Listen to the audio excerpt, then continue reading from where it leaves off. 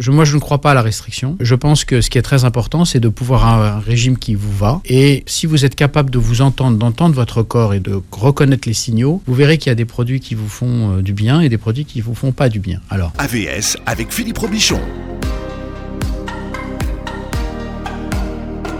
À votre santé.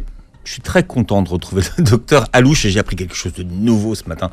Le docteur Alouche est gaucher. Oui, je suis gaucher, tout à fait. Je suis gaucher. J'ai vraiment plein de défauts. Et j'ai celui-là, le gaucher. Mais il y a un petit truc qu'il faut savoir chez les gauchers. Ouais. C'est que normalement, le centre pour l'écriture, il est à gauche dans le cerveau. Et vous savez que c'est inversé. Donc un droitier a moins de chemin à faire pour aller du cerveau gauche à la main droite. Le gaucher, il faut qu'il fasse tout le tour. Donc ça veut dire que pour écrire à la même vitesse, il faut qu'il ait une conduction nerveuse un tout petit peu plus rapide. C'est pour ça que ça fait des personnalités parfois, on va dire, attachantes. Je n'ai rien dit. Vous êtes très attachant, docteur Alouche. Mais enfin bon, il y a... Mais est-ce que vous écrivez des deux mains ? Non, je ne suis pas ambidextre. D'accord. Je suis très admiratif des gens qui peuvent faire ça. C'est très impressionnant. J'avais un professeur en médecine qui était ORL. Et il prenait la craie au tableau, à l'époque il y avait des craies au tableau, et il prenait à gauche et puis il finissait à droite. Ça, je peux vous dire que ça, c'est très très impressionnant. Voilà. Et on appelle ça comment ? L'ambidex. C'est ambidex. Ambidex, c'est-à-dire qu'il prend les deux, oui, il prend les deux mains. Très bien. Mais enfin, pendant longtemps, le gaucher a été mal vu quand même. Hein. Et on lui prêtait plein de tares. Oui, plein de tares. En fait, c'est l'inverse. Mais c'est que tout simplement, je pense que il y a quelques siècles, on avait ce qui n'était pas comme nous, comme tout le monde, était considéré comme soit c'était magique, soit c'était voilà. Il y a beaucoup de choses comme ça. Alors, regardez ce qu'on a fait. Regarde ce qu'on a fait aux roux, par exemple. Ah oui, c'était un peu du même ordre, mais aux albinos. Beaucoup d'enfants gauchers, oui. on les a obligés à écrire à droite. Oui, on les a contrariés. Contrariés. Ouais. Alors ça, c'est un vrai problème parce qu'après, ça peut faire des troubles de l'addiction, ça peut faire de la dyslexie, ça peut faire plein de choses. Oui.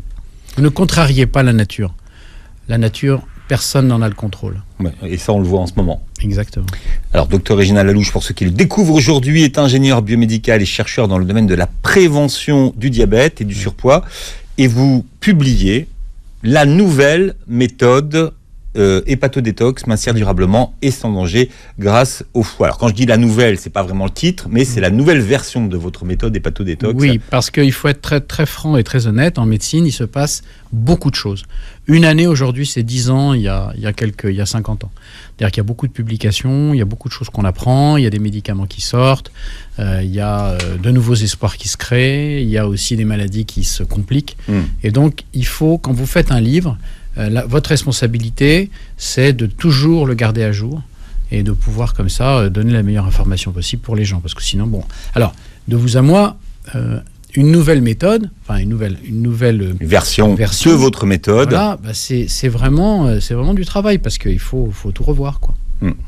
C'est pour ça qu'on découvre dans cette méthode les nouveaux régimes de chacun, les no-glu, les no-milk, les no-glu, no-milk, les végétariens, enfin voilà. Toutes ces nouveautés. Toutes ces nouveautés, parce qu'il y a des gens qui veulent donner un autre sens à leur vie, qui pensent que par l'alimentation, on peut changer des choses. Et je trouve que c'est légitime. Hein, chacun trouve et voit midi à sa porte. Et on peut avoir une très belle vie en ayant des régimes très particuliers, s'ils ne sont pas dangereux. Et surtout, faire attention avec les enfants. Je rappelle qu'un enfant est en pleine croissance. Donc, régime et enfant, ça ne va pas ensemble. Hein. Alors vous n'utilisez pas le mot régime, mais le mot équilibre alimentaire, oui. Que j'aime bien d'ailleurs comme expression. Oui, parce que régime, ça veut dire quoi, régime ? On est tous, par exemple, nous sommes tous aujourd'hui au régime hypercalorique. On mange tous trop. Donc on est tous au régime. Mais dans la tête des gens aujourd'hui, le régime, c'est hypocalorique. C'est restrictif. En fait, moi, je ne crois pas à la restriction. Je pense que ce qui est très important, c'est de pouvoir avoir un régime qui vous va. Et si vous êtes capable de vous entendre, d'entendre votre corps et de reconnaître les signaux, vous verrez qu'il y a des produits qui vous font du bien et des produits qui ne vous font pas du bien. Alors, si c'est un repas de fête ou un repas de famille où tout est exceptionnel en très grande quantité, vous savez très bien que le soir même, vous ne serez pas très très bien quand même. Vous serez un peu alourdi, puis le lendemain matin, vous aurez du mal. Mais en dehors de ça, vous savez que tel ou tel plat vous fait du bien, manger ceci, manger cela vous fait du bien, manger à heure fixe vous fait du bien. Voilà, je le dis toujours à cette antenne, l'organisme adore la routine. Il adore la routine. Et donc la bonne façon de manger, entre guillemets le bon régime, le bon équilibre alimentaire, c'est d'organiser sa routine alimentaire en sachant quels sont les produits qui vous font du bien et ceux qui ne vous font pas du bien, parce que vous le savez probablement d'ailleurs depuis l'adolescence. Et ensuite de faire des exceptions, qu'elles soient familiales, amicales, religieuses. Voilà. À ce moment-là, vous pouvez vous organiser comme ça et tout ira très bien. Alors, vous dites que ce n'est pas un régime restrictif, mais il y a 2 phases dans votre méthode. Dans la première phase, c'est quand même un peu restrictif, docteur Alouche. Alors, pourquoi c'est un peu restrictif ? Parce qu'elle s'appelle hépatodétox. Donc, à qui elle s'adresse, au fond ? Elle s'adresse à tous les gens qui, d'abord, ont ou le risque ou ont vraiment ce qu'on appelle une stéatose hépatique, c'est-à-dire un foie gras. Ils sont très nombreux en France, les gens qui ont du foie gras. Pourquoi ? Parce que quand le foie, qui est le grand régulateur de la glycémie, ne peut plus stocker dans les adipocytes, c'est-à-dire les cellules spécialisées que vous avez au niveau du ventre, des cuisses, des joues, des bras, quand il n'arrive plus à stocker là, il stocke chez lui. Et comme il stocke chez lui, le foie devient gras. Parce que je rappelle que pour stocker du sucre, on le stocke sous 2 formes. Soit dans le foie sous forme de glycogène, qui est une grosse molécule qui permet d'avoir 20 minutes de réserve pour l'organisme, mais particulièrement pour le cerveau en cas de problème. Et puis tout le reste, le sucre, est stocké sous forme de gras. Donc, c'est pour ça qu'on a beaucoup de mal. On se dit, foie gras parce qu'on mange du gras. Non, parce qu'on mange du gras et du sucre et beaucoup de sucre. Pourquoi beaucoup de sucre ? Parce que stocker du sucre sous forme de gras, figurez-vous que ça demande beaucoup d'énergie. Pour une molécule de gras générée, on a consommé 0,9 molécules de sucre. C'est-à-dire qu'en fait, le rendement est très très faible. Donc vous voyez, pour faire un foie gras, il faut en manger quand même des choses et pendant des années. Donc c'est pas...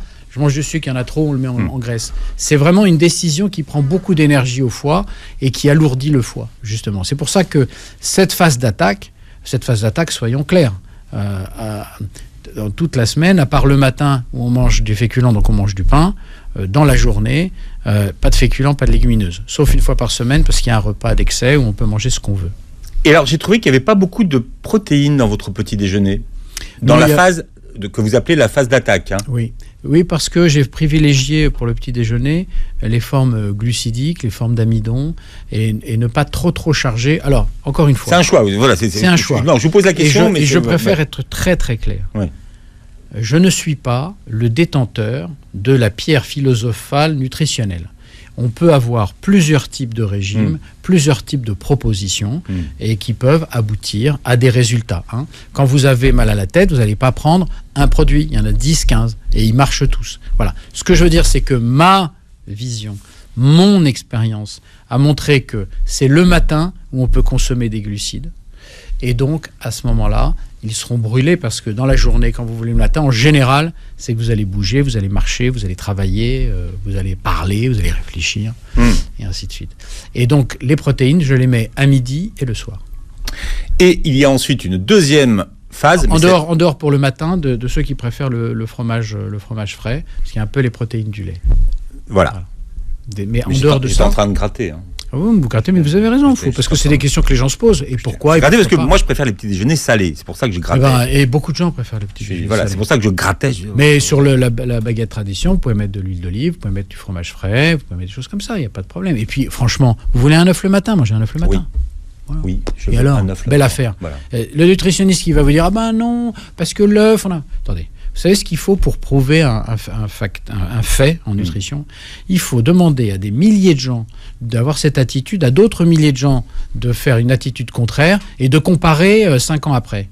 Qui fait ça ? Qui ? Donc, par contre, on connaît les processus physiologiques. On sait que le matin, si on prend du fromage, on a les enzymes qui vont permettre de le métaboliser, alors que le soir, on les a moins, et ainsi de suite. Ça, on sait. On a plus de temps. Mais il y a des individualités. Chacun est différent. Et il faut respecter cette différence. J'ai découvert dans votre livre un phénomène qui s'appelle le phénomène du faux ventre. Du faux ventre. Ouais, c'est un faux ventre ? C'est un ventre qu'on se colle sur le ventre ? Non, pas du tout. Non, c'est pas ça. C'est quoi le faux ventre, docteur Alouche ? Le faux ventre, c'est pas... Quand je dis le faux ventre, c'est que on peut avoir... Dans le ventre, en fait, vous savez, quand on a un gros ventre, vous avez deux épaisseurs. vous avez une épaisseur sous-cutanée, c'est-à-dire la graisse qu'on peut attraper avec ses doigts. On peut l'attraper. Et il y en a une autre qui est à l'intérieur, derrière une membrane qu'on appelle le péritoine et qui entoure tout votre intestin, votre côlon, votre foie. Et donc, cette graisse à l'intérieur, dans le péritoine, elle est beaucoup plus péjorative parce qu'elle est très inflammatoire. C'est elle qui envoie des protéines inflammatoires, ce qu'on appelle des cytokines, et qui vont enflammer le foie. Et dès que le foie est enflammé, là, c'est le début des ennuis. Et puis, vous avez la graisse sous-cutanée, c'est-à-dire celle qui est là, que vous pouvez prendre à pleine main. Et celle-là, au fond, elle est paradoxale parce qu'elle est un tout petit peu protectrice. On s'est aperçu que les gens qui avaient un peu ce petit bidon sous-cutané, petit ventre sous-cutané, avaient des facteurs de risque diminués par rapport aux autres. Et si je fais des abdos, je le perds ? Si vous faites des abdos, vous risquez, ça dépend de votre âge. Parce qu'en fait, ces adipocytes, c'est-à-dire ces cellules adiposes, gras, cytoses, cellules, ces cellules ont des récepteurs sur leur surface. Vous imaginez la cellule, c'est une espèce de petit ballon comme ça, et à la surface, il y a des récepteurs. Et il y a des récepteurs à l'adrénaline. Et ces récepteurs à l'adrénaline, c'est quand vous avez de l'adrénaline, c'est-à-dire du stress ou des ennuis ou vous êtes amoureux, eh bien, cette adrénaline, elle va se fixer sur le récepteur et elle va vider un peu la graisse qui est dedans. Donc ce qu'on appelle la lipolyse. Et il se trouve qu'après 50 ans, chez les hommes particulièrement, les récepteurs alpha qui sont sur ces petites cellules au niveau du ventre ne répondent plus à la stimulation d'adrénaline. Beaucoup moins en tout cas. Voilà. Donc c'est un peu embêtant, quoi. Vous pensez avoir fait le tour du foie ? Eh bien non, il y a toujours énormément d'informations sur le foie. Ah oui. Notre invité aujourd'hui, c'est le docteur Régine Lalouche. Et je rappelle, docteur, que vient de sortir la nouvelle version de votre best-seller qui s'appelle La méthode Hépatodétox, mincir durablement et sans danger grâce au foie chez Albin Michel. Et vous expliquez qu'il faut remettre le foie au centre. Au centre, oui, parce qu'en fait, le foie, il a une petite insuffisance, si j'ose dire, c'est qu'il n'a pas de terminaison nerveuse. Donc, comme il n'a pas de terminaison nerveuse sensitive, il ne fait jamais mal. Comme il ne fait jamais mal, on ne s'en occupe pas, on s'en occupait très tard. Et en fait, on s'aperçoit aujourd'hui qu'il est le centre, d'ailleurs, dans médecine chinoise, on l'appelle le général, comme vous le savez, c'est le centre de centaines de transformations biochimiques. Je rappelle que le foie, il fait les facteurs de coagulation, il fait les protéines de structure à partir des acides aminés alimentaires, il stocke les vitamines, il régule la glycémie, il fabrique la bile qui va permettre de digérer les graisses, enfin, il fabrique le cholestérol, dont on parlera bientôt. Qu'est-ce qu'il fait quand on prend des médicaments, par exemple le foie ? Le foie, c'est lui qui s'occupe de les désamorcer. C'est le démineur. C'est-à-dire qu'en fait, c'est lui qui va rendre le médicament non opératif et donc il va vous débarrasser des médicaments, mais aussi des métaux lourds, des toxiques et de tout ce qu'on peut avaler. C'est pour ça qu'il est surdimensionné. Voilà, et ça vous expliquez que de toute façon, il est surdimensionné pour faire ce qu'il devrait faire. On peut vivre avec un foie de 30% de son foie. D'ailleurs, quand on a un greffon d'un donneur, heureusement pour les receveurs, souvent on fait 2-3 greffons avec. D'accord ? Pourquoi ? Parce que le foie a aussi une capacité merveilleuse, il peut se régénérer. Donc, quand on a un foie en bonne santé, en fait, il s'occupe de tout, il se régénère, il se nettoie et il vous nettoie. C'était un peu provocateur le titre hépatodétox, parce qu'en fait, le foie, c'est l'organe qui détoxifie. Et il y a aussi une fonction dont on parle très très peu, c'est le fait que le foie, c'est le cœur du système lymphatique. C'est-à-dire que vous savez qu'on a un système qui est parallèle au système sanguin, artères et veines. On a des canaux qui s'appellent les canaux lymphatiques. Ces canaux lymphatiques, en fait, c'est là où les cellules vont déverser tout ce dont elles n'ont plus besoin ou tout ce qui est toxique. D'accord ? Et ces canaux lymphatiques vont circuler en fonction de l'activité physique, puisqu'il n'y a que les muscles pour les pousser. C'est-à-dire que si on ne bouge pas, ça ne circule pas, c'est ça ? Elle circule quand vous allez vous coucher. Parce qu'à un moment, vous allez vous basculer, et là, la lymphe, elle va couler. Mais il y a un facteur de 1 à 40 entre quelqu'un qui bouge et quelqu'un qui ne bouge pas. Donc, en fait, qu'est-ce que c'est que la lymphe ? C'est un système qui est extrêmement compliqué, où vous avez des canaux où la lymphe circule. On a à peu près entre 6 et 8 litres de lymphe, alors qu'on a 4,5 litres de sang. Donc, c'est quand même un système très, très important. C'est un liquide un peu blanc, un peu pâle. Vous savez, quand on se blesse, parfois, il y a une espèce d'exsudat de truc qui sort un peu. C'est la lymphe. Voilà. C'est ça la lymphe. On en a entre 6 et 8 litres. Et ces 6 et 8 litres n'ont pas de cœur pour bouger. Donc il n'y a que les muscles qui appuient dessus quand on marche et qui font monter la lymphe. Comme ça, parce qu'il y a des petites valves pour éviter que ça revienne. Voilà. Et à un moment... Mais elle monte jusqu'au foie alors. Et voilà, exactement. C'est-à-dire qu'en fait, tous les systèmes lymphatiques vont se jeter dans un canal qui s'appelle le canal thoracique, qui est juste derrière le foie, et qui va dans le foie. Donc en fait, le foie, non seulement il a du sang qui arrive par la veine porte, vous savez, la veine porte, on l'appelle porte parce que c'est la porte du foie, hein. Voilà, c'est pas très compliqué. Donc tout le sang de votre tube digestif, tout ce que vous mangez, vous avalez, ça va aller dans le foie. Le sang, ce qui en est extrait par votre intestin, vous voyez bien ce qui se passe, hein. Je mange, ça va dans l'estomac, après ça va dans l'intestin, et dans l'intestin, ce qui est nutritif, ce qu'on va prendre, ce qu'on va manger, va être mis dans le sang, hein, et puis après, le reste qui ne sert à rien va dans les selles, hein, voilà. Et dans le sang, il va dans le foie. Et le foie va prendre les vitamines, prendre les acides aminés pour faire les protéines de structure, va fabriquer du cholestérol, de la bile qui va stocker dans la vésicule biliaire, et ainsi de suite. Mais il a par une porte dérobée, il voit arriver cette lymphe.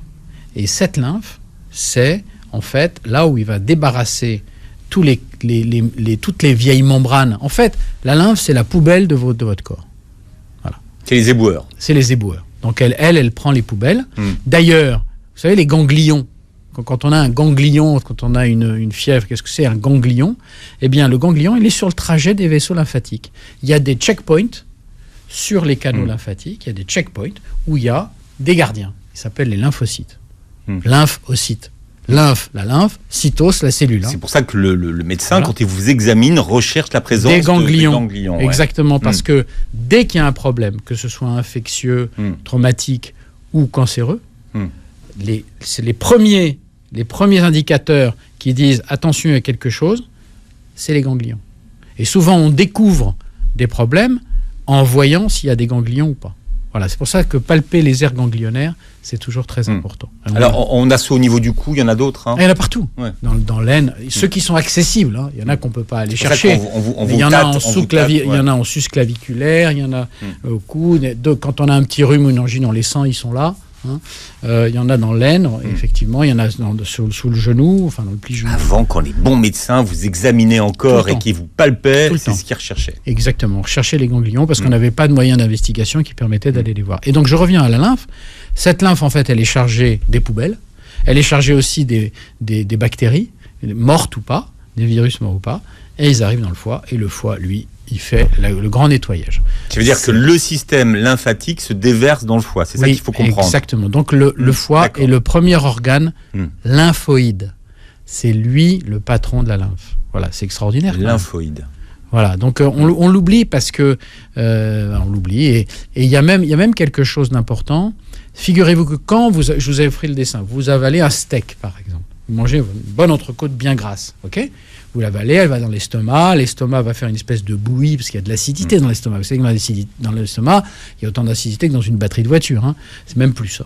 Donc c'est pour ça que ça pue. Ah bah oui, quand on vomit, ça pue parce que c'est voilà. Donc ça, il y a du soufre. Hein, Donc il fait une espèce de bouillie, ce qu'on appelle le chyme, qui va ensuite dans la première partie de l'intestin qui s'appelle le duodénum, et après il va dans l'intestin. Et à ce moment-là, les acides les graisses saturées ne vont pas aller directement dans le sang pour aller dans la veine porte. Ils vont derrière par des canaux qui sont d'autres canaux qu'on appelle les chylomicrons. Vous savez, c'est un peu compliqué, mais c'est comme ça. Et les chylomicrons vont se déverser dans le canal thoracique. Donc, les graisses saturées, quand vous les mangez, cette entrecôte, c'est peut-être 1h30 après que le foie va les voir venir. D'accord. Vous comprenez ? Et ce qu'on appelle les graisses donc non saturées, c'est-à-dire insaturées, elles vont direct. Voilà. C'est plus facile. Ouais. Voilà. Et en fait, je pense que... Alors, pourquoi ça marche comme ça ? Je pense que c'est pour que le foie ne soit pas saturé tout de suite par des graisses saturées qui vont lui demander beaucoup de boulot. Il va pouvoir commencer la digestion et la finir avec les graisses saturées. En fait, la nature ou le créateur ont fait les choses parfaites. C'est-à-dire qu'en fait, il sait que l'homme, il peut manger n'importe quoi, puisque je rappelle que l'homme, il est omnivore. Il mange de tout. Omnivore, ça veut dire qu'il mange de tout. Voilà. Qui mange omni, c'est tout. C'est tout. Voilà. Et comme il mange de tout, il fallait donc l'équiper d'un organe qui soit capable de le protéger. Et je rappelle que lorsque nous étions dans les cavernes, on mangeait ce qu'il y avait. Hein. Parce que la chasse, elle coûtait à peu près, je crois, plus de 30% des chasseurs. Hein.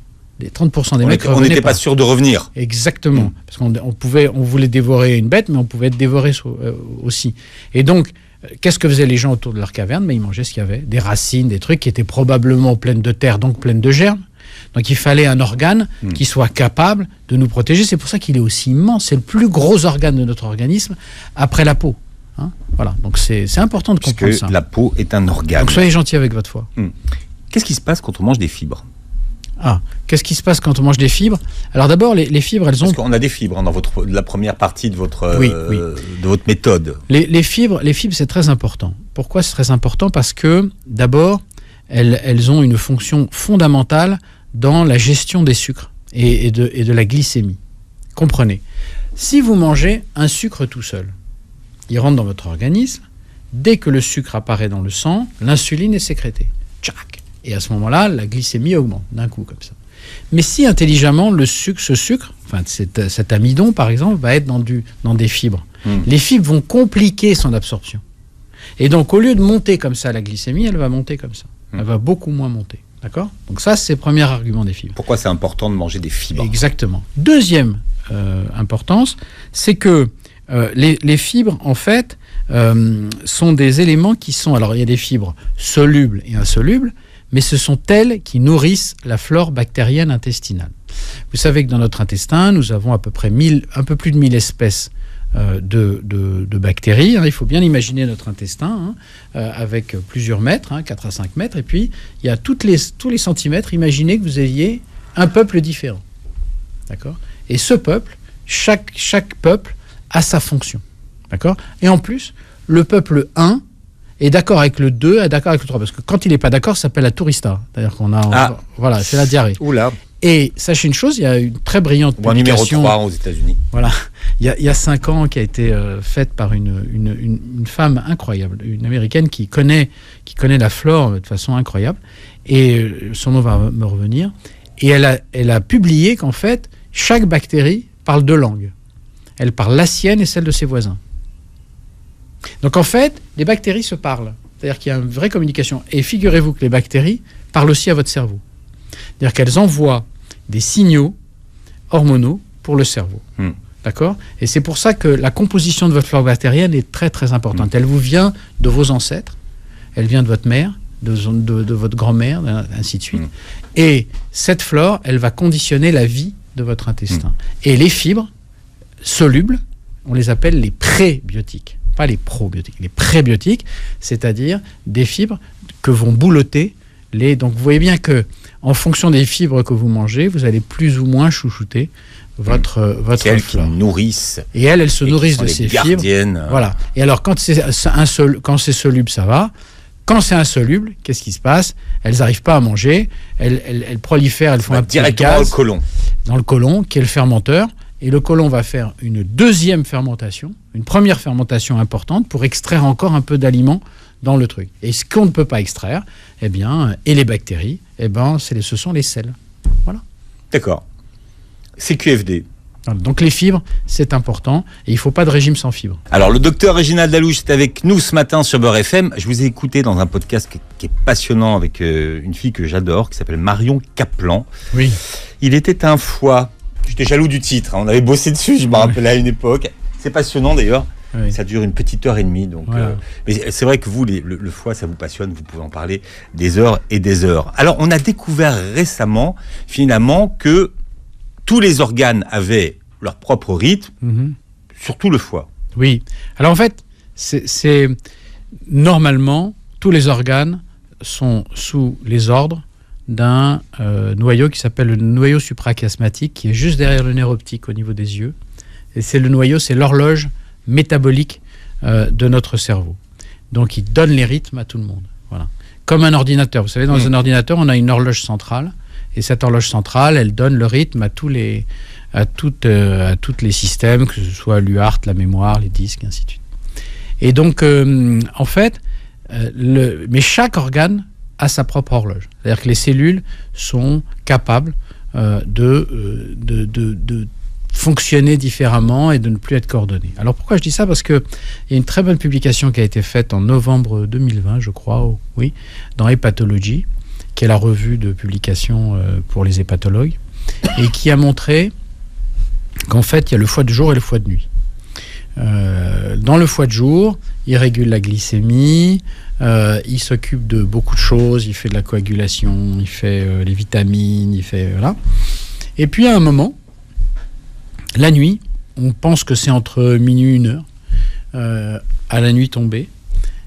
À ce moment-là, le foie va augmenter de volume légèrement, c'est incroyable, hein, et il va commencer à se détoxifier lui-même, c'est-à-dire qu'il va gérer les acides gras, il va nettoyer ses mitochondries, il va faire plein de choses. Les mitochondries, pour ceux qui nous écoutent. Les mitochondries, ce sont des petits éléments qui sont dans le cytoplasme des cellules, donc à l'intérieur des cellules, et qui font l'énergie. Sans elles, on ne peut pas avoir d'énergie. Donc c'est d'ailleurs, elles viennent de très loin, puisqu'elles viennent d'une époque où, quand on n'en avait pas, mais c'est des anciennes bactéries qui ont été intégrées dans nos cellules. Parce que l'homme, en fait, c'est un chapardeur. Tout ce qui est intéressant pour lui, il le prend, il l'intègre. Si ça marche, il le continue. Et donc les mitochondries, d'ailleurs, elles ont une forme un peu de bactérie, comme ça, avec des petites membranes. Vous verrez, allez sur Internet, vous verrez des photos. Mitochondries, M-I-T-O-C-H-O-N-D-R-I-E. C'est très important parce que c'est des petites centrales de chaleur, des petites centrales d'énergie qui font qu'une cellule peut vivre. Hein. Ça lui fait ce qu'on appelle les combustibles pour pouvoir vivre. Hein. On ne va pas rentrer dans le détail, mais les mitochondries, c'est très important. Et d'ailleurs, quand on fait de l'exercice, on augmente le nombre de mitochondries, on augmente leur rendement. Voilà, oui. Et c'est comme ça qu'on peut aussi, comme on augmente le rendement et qu'on a de l'énergie, voilà, c'est ainsi de suite. Bon, donc le foie se met au boulot. Le foie se met au boulot, la nuit, il se détoxifie, il augmente de volume, et jusqu'à 4h30 du matin. C'est pour ça d'ailleurs que les personnels de nuit ont souvent des petits problèmes d'embonpoint, d'obésité, parfois de diabète. Voilà. Donc c'est pour ça qu'il faut toujours aménager l'alimentation des personnels de nuit. C'est un vrai problème. C'est un vrai problème parce qu'on a absolument besoin que des gens travaillent la nuit. Que ce soit dans la santé, dans la sécurité, dans la police, il y a beaucoup aussi de gens qui se lèvent très tôt pour pouvoir nettoyer. Donc ces gens-là sont extrêmement précieux et je pense vraiment qu'il faut s'attacher à leur alimentation et faire attention à eux. Parce qu'il n'y a pas de raison qu'ils payent un prix avec leur santé pour la collectivité et que ce ne soit pas intégré dans les risques professionnels. C'est un risque. C'est tout. Et je pense que ce n'est pas très compliqué, il faut juste qu'on en tienne compte et il faut juste qu'on les traite comme ils doivent être traités parce que sans le personnel de nuit, je vous assure, la société marcherait beaucoup moins bien. Même si dans certaines administrations, on a adapté les éclairages. On a adapté les éclairages. Non, je n'ai pas dit qu'on n'a rien fait. Je dis que sur l'alimentation, il y a beaucoup d'efforts. Parce que qu'est-ce qui se passe pour les plateaux repas, par exemple, pour les infirmières ou les aides-soignantes ou brancardiers de nuit? En fait, en général, ils ont le repas du midi, du self qui a été truc et qu'on réchauffe. Mais c'est peut-être pas ça qu'il faut. Il faut peut-être parce qu'il n'est pas adapté à l'heure. Et il n'est pas adapté, à leur travail. Après, ça va leur donner des somnolences. Alors déjà qu'ils ont sommeil, parce qu'ils sont quand même pas dans le même cadre. Vous voyez, il y a une vraie question, et c'est des questions qui me passionnent. Personnellement, qui me passionnent, parce que je pense qu'effectivement, les rythmes liés à l'alimentaire, il faut en tenir compte. Et il y a beaucoup de gens qui travaillent la nuit qui ne sont pas bien nourris. Même si c'est pas la volonté, encore une fois, je n'oppose pas les gens. Je dis simplement... Avant, on savait pas. On savait pas. Aujourd'hui, on sait. On sait que les gens qui travaillent la nuit ont un petit ventre, ou parfois ils ont un prédiabète, ou voilà. Donc il faut adapter leur... Bon, donc le foie fait son travail la nuit, l'équipe de nettoyage a nettoyé, et le matin, qu'est-ce qui se passe alors finalement ? Le matin, il diminue de taille, d'accord ? Et il commence à ce moment-là à s'occuper du sucre. Et qu'est-ce qu'il fait ? Quand il reçoit le message, donc il est 5h du matin, vous êtes dans votre lit. Et puis il y a le jour qui pointe, ou il y a une lumière qui s'allume, ou il y a un peu plus de bruit.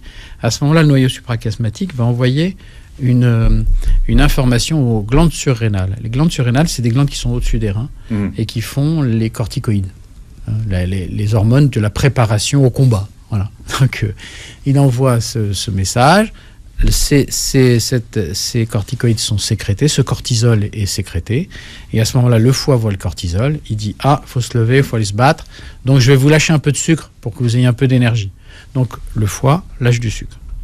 À ce moment-là, le sucre augmente. C'est pour ça que souvent, pour les gens par exemple, qui prennent un avion, un train très tôt, s'ils se lèvent à 4h ou 4h30, 5h, ils n'ont pas faim. Parce qu'ils sont avec une glycémie un peu élevée. Et à ce moment-là, ce qui va se passer, c'est que dès que le sucre va augmenter, qu'est-ce que fait le pancréas ? Il libère de l'insuline et tout redevient à la normale.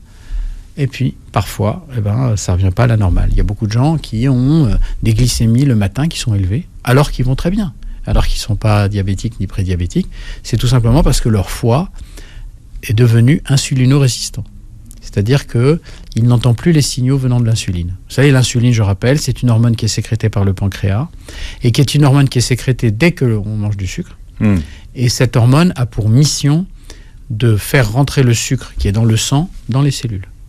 Et deuxième mission, de stocker le sucre non utilisé dans les adipocytes. Donc elle est la patronne de la lipogénèse. C'est elle qui fait faire le gras. Voilà. La fameuse. La fameuse. Donc, si le foie... Alors c'est très intéressant. Vous avez 35 ans, 38 ans, vous faites une glycémie à jeun parce que vous allez faire un prêt pour une assurance, vous allez acheter votre maison ou une voiture. Et en fait, on vous dit, tiens, la glycémie du matin, elle est à 1,10. Voilà. Tout le monde vous dira, bon, bah, c'est pas très grave. Ça, c'est une indication. Ça veut dire, il n'y a rien d'autre à part ça. Ça veut dire que votre foie devient insulino-résistant. Et si vous ne faites rien, dans 5 à 10 ans, vous pouvez venir voir apparaître un prédiabète. Expliquez-nous pourquoi les infarctus et les accidents vasculaires cérébraux, les AVC, ont majoritairement lieu le matin. Ah oui, toujours. Pourquoi ? Parce que c'est le matin où, justement, comme il y a... c'est une très bonne question. On se lève, en fait. Donc, c'est pas ça, vous avez ce cortisol. Ouais. Le cortisol, bien entendu, il fait libérer du sucre par le foie, mais qu'est-ce qu'il fait aussi ? Il fait une vasoconstriction. C'est-à-dire qu'il va provoquer une constriction et il va avoir un effet cardiogénique, il va pousser le cœur un petit peu. Et si on a un cœur fragile et qu'on a un problème, à ce moment-là, c'est à ce moment-là où il y aura le flush d'hypertension. Mais pourquoi ? C'est parce qu'on s'est levé ou non, ça peut arriver dans son lit allongé ? Ça peut arriver dans son lit parce que le matin, il y a un surplus de cortisol. Enfin, pas un surplus, il y a un cycle de cortisol. D'ailleurs, quand on parle du cycle du cortisol. Exactement, c'est-à-dire que si un médecin vous dit, voilà, on va doser le cortisol, il va vous dire, je le veux à 7h ou à 8h du matin. Parce qu'il n'est pas le même dans la journée. D'accord ? Parce qu'il y a des gens qui sont fatigués, par exemple, et ils se disent peut-être que j'ai pas assez de cortisol parce que je me lève épuisé. Quand on se lève épuisé, il faut voir aussi si on ne fait pas des apnées du sommeil. Mais bon. C'est un signe, c'est un indicateur. Voilà. Alors, des questions qui arrivent.